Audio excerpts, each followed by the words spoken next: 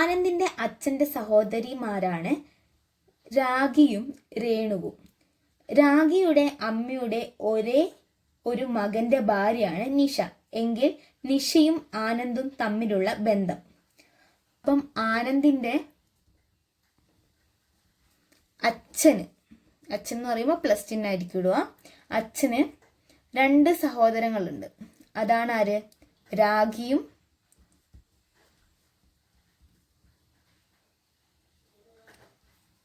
രേണുവും. ഇനിയുള്ളത് എന്താ? രാഖിയുടെ അമ്മയുടെ ഒരേ ഒരു മകന്റെ ഭാര്യയാണ് നിഷ. രാഖിയുടെ അമ്മ എന്ന് പറഞ്ഞിട്ടുണ്ടെങ്കിൽ ഇവരുടെ അമ്മയല്ല, അമ്മയുടെ ഒരേ ഒരു മകൻ എന്ന് പറഞ്ഞിട്ടുണ്ടെങ്കിൽ ഇയാളാണ് ആനന്ദിന്റെ അച്ഛൻ. അയാളുടെ ഭാര്യയാണ് ആര്?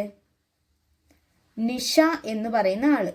അപ്പം നിഷയും ആനന്ദും തമ്മിലുള്ള ബന്ധം എന്താണ് എന്നാണ് ചോദിച്ചിരിക്കുന്നത്. അപ്പൊ എന്താണ്? മകനാണ്. മകൻ. നിഷയുടെ മകനാണ് ആനന്ദ്. ഒരു കോഡ് ഭാഷയിൽ ആപ്പിൾ എന്ന വാക്ക് ETTPI എന്ന് സൂചിപ്പിക്കാമെങ്കിൽ ഓറഞ്ച് എന്ന വാക്ക് എങ്ങനെ സൂചിപ്പിക്കാം? അതിനുവേണ്ടി നമ്മൾ ആദ്യം ഇംഗ്ലീഷ് ആൽഫബറ്റ് സീരീസ് എഴുതണം.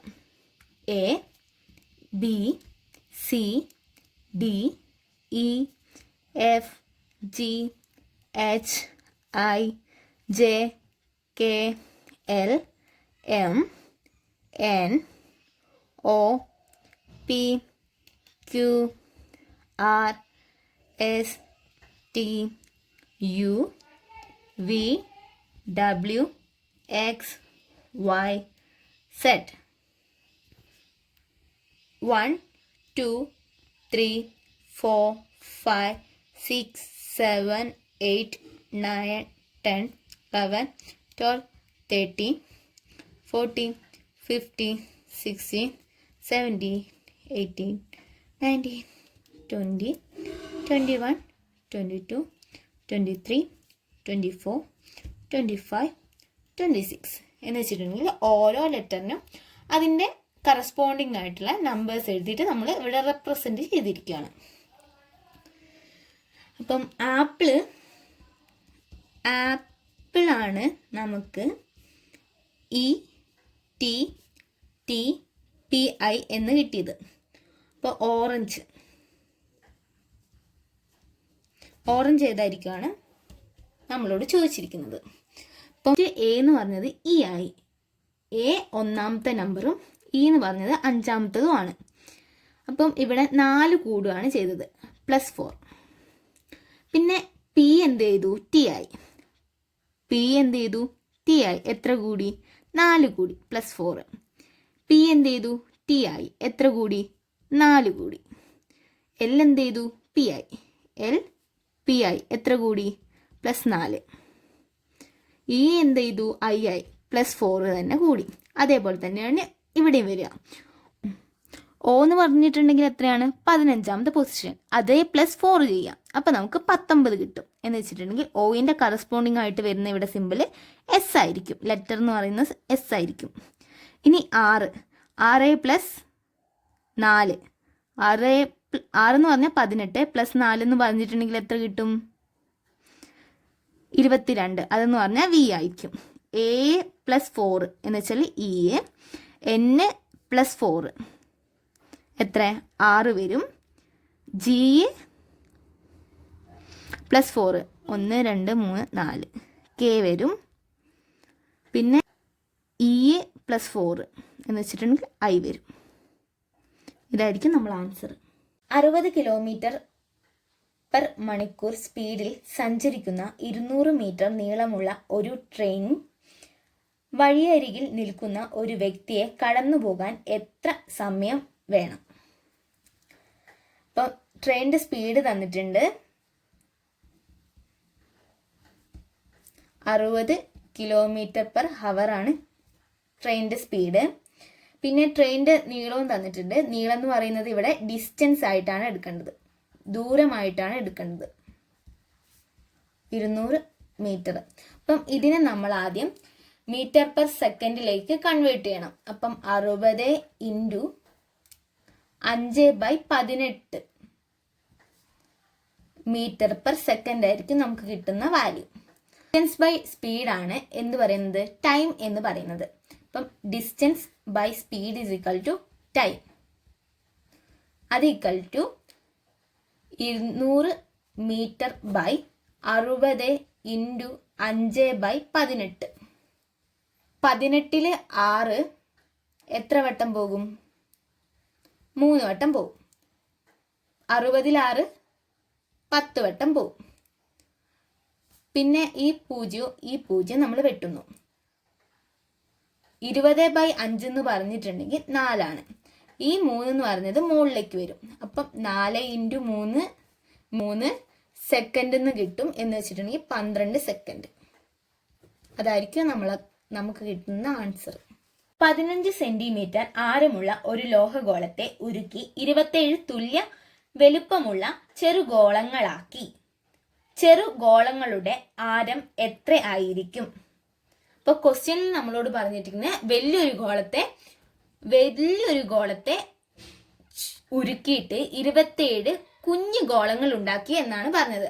അപ്പൊ ഇതിന്റെ വ്യാപ്തം എന്ന് പറയുന്നത് സെയിം ആയിരിക്കും, ഈക്വൽ ആയിരിക്കും.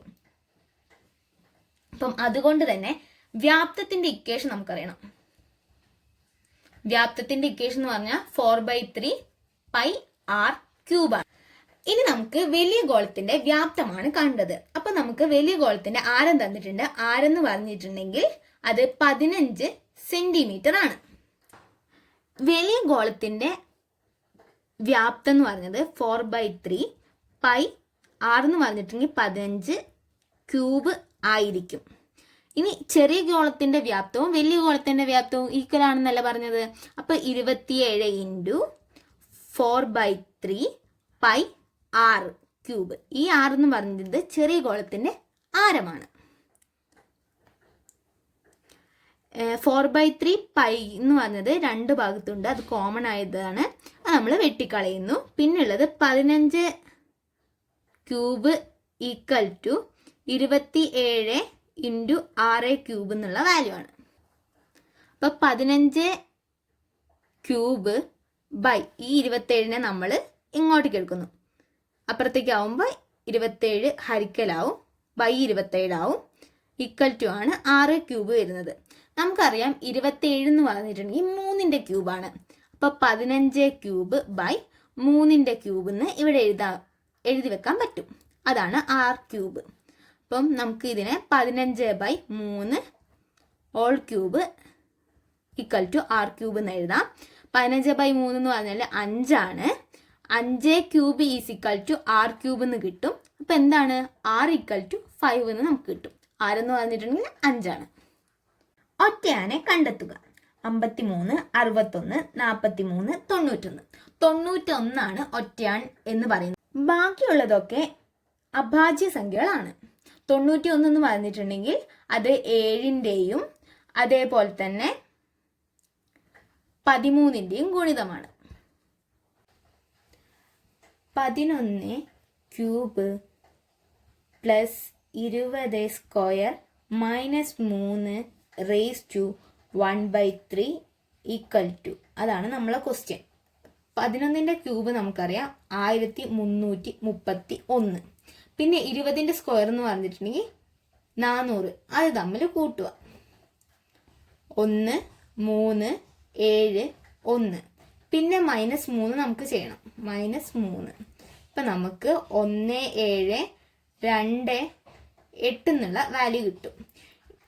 1 7 2 8 റേസ് ടു 1/3 എന്ന് വെച്ചിട്ടുണ്ടെങ്കിൽ 1728 ഏതിൻ്റെ ക്യൂബാണെന്നാണ് കണ്ടുപിടിക്കേണ്ടത്. 12ന്റെ ക്യൂബാണ് 1728 എന്ന് പറയുന്നത്. അപ്പോൾ നമ്മളുടെ ആൻസർ എന്ന് പറയുന്നത് 12 എന്നതാണ്. 3 8 15 24. അടുത്ത സംഖ്യ ഏതെന്നാണ് ചോദിച്ചിരിക്കുന്നത്. അപ്പം 3 3ഉം 8ഉം തമ്മിലുള്ള വ്യത്യാസം എന്ന് പറയുന്നത് എത്രയാണ്? 5 ആണ്. 8ഉം 17ഉം തമ്മിലുള്ള വ്യത്യാസം 7 ആണ്. 15ഉം 29ഉം തമ്മിലുള്ള വ്യത്യാസം 9 ആണ്. എന്ന് വെച്ചിട്ടുണ്ടെങ്കിൽ ഇത് ഒറ്റ സംഖ്യകളുടെ ശ്രേണിയായിട്ടാണ് പോകുന്നത്. ഇനി അടുത്തത് വരുന്നത് 11 ആയിരിക്കും. അപ്പം 24 + 11 എന്ന് വെച്ചിട്ടുണ്ടെങ്കിൽ 35 ആയിരിക്കും ആൻസർ.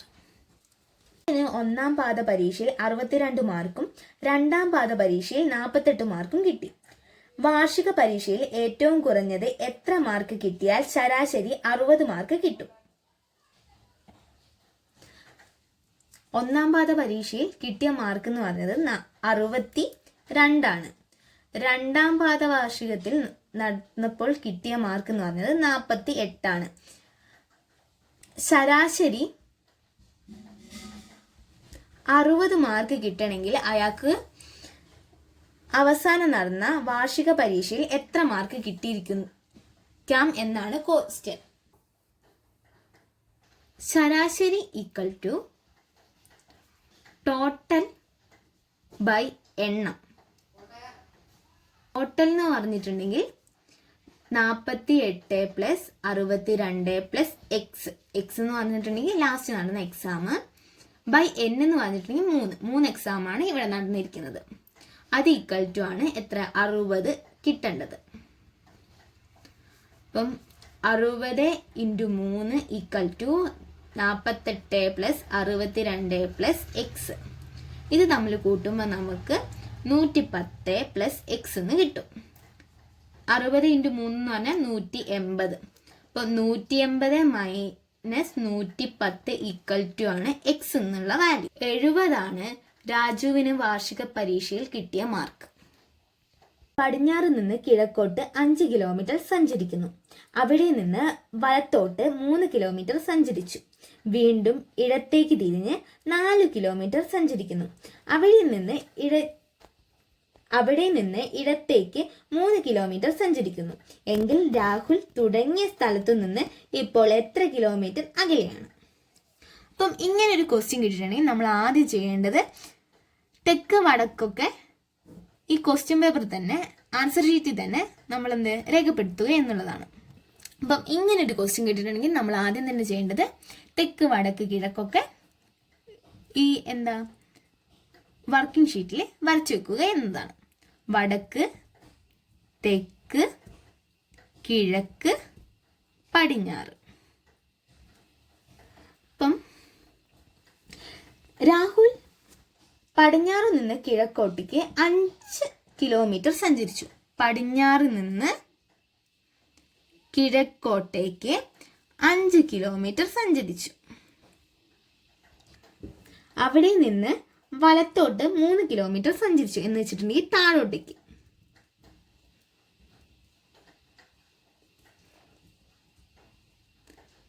അതിനുശേഷം വീണ്ടും ഇടത്തേക്ക് തിരിഞ്ഞ് 4 കിലോമീറ്റർ സഞ്ചരിച്ചു. വീണ്ടും ഇടത്തേക്ക് എന്ന് പറയുമ്പോൾ ഇങ്ങോട്ടേക്ക് 4 കിലോമീറ്റർ സഞ്ചരിച്ചു. അതിനുശേഷം 3 കിലോമീറ്റർ ഇടത്തേക്ക് സഞ്ചരിച്ചു. 3 കിലോമീറ്റർ ഇടത്തേക്ക് എന്ന് പറയുമ്പോൾ മുകളിലേക്ക് 3 കിലോമീറ്റർ. ഇപ്പൊ ലാസ്റ്റ് ഇവിടെയാണ് രാഹുൽ നിന്നത്. ഇത് ആദ്യം തുടങ്ങിയ സ്ഥലത്ത് നിന്ന് എത്ര അകലെയാണെന്നാണ് ചോദിച്ചത്. അതെന്ന് പറഞ്ഞിട്ടുണ്ടെങ്കിൽ ഈ ഡിസ്റ്റൻസും ഇവിടെ കാണുന്ന ഡിസ്റ്റൻസും ഈക്വൽ ആയിരിക്കും, 4 കിലോമീറ്റർ. അപ്പം രാഹുൽ തുടങ്ങിയ സ്ഥലത്ത് നിന്ന് ഇപ്പോൾ എത്ര കിലോമീറ്റർ അകലെയായിരിക്കും എന്നാണ് ചോദിച്ചത്. അപ്പം 5 + 4 9 ആയിരിക്കും നമ്മളെ ആൻസർ. തുടങ്ങിയ സ്ഥലത്ത് നിന്ന് അവസാന സ്ഥലം വരെയുള്ള ഡിസ്റ്റൻസ് എന്ന് പറഞ്ഞത് 9 കിലോമീറ്റർ ആണ്. 0.36 × 6.25 ബൈ 0.5 × 0.5 × 0.06 ഇതാണ് നമുക്ക് കാണേണ്ടത്. അപ്പം ഇവിടെ പോയിന്റ് കഴിഞ്ഞിട്ട് 2 സംഖ്യകളുണ്ട്. അപ്പം 100 കൊണ്ട് ഗുണിക്കണം. അതേപോലെ തന്നെ ഇവിടെയും പോയിന്റ് കഴിഞ്ഞിട്ട് 2 സംഖ്യകളുണ്ട്. അപ്പോൾ വീണ്ടും നമ്മൾ 100 കൊണ്ട് ഗുണിക്കണം. അത് താഴെയും മുകളിലും ഈ 2 വട്ടം 100 കൊണ്ട് ഗുണിക്കണം. 0.36 × 100 × 6.25 × 100 ബൈ 0.5 × 0.5 × 100 × 0.06 ഇൻറ്റു 100. അപ്പം ഇതിൻ്റെ പോയിന്റ് സ്ഥാനങ്ങളൊക്കെ മാറി നമുക്ക് 36 ഇൻറ്റു 625/5 ഇൻറ്റു 5 ഇൻറ്റു 6 കിട്ടും. അപ്പം 36 എന്ന് പറഞ്ഞത് 6ന്റെ ഗുണിതമാണ്. 6 ഇൻറ്റു 6 36. പിന്നെ 5 കൊണ്ട് 625 ഗുണിക്കുമ്പോൾ 5 കൊണ്ട് 625 ഹരിക്കുമ്പോൾ നമുക്ക് 125 കിട്ടും. 125 ഈ 5 കൊണ്ട് ഹരിക്കുമ്പോൾ നമുക്ക് 25 കിട്ടും. അപ്പം 6 ഇൻറ്റു 25 50. 150 നമുക്ക് കിട്ടിയ ആൻസർ.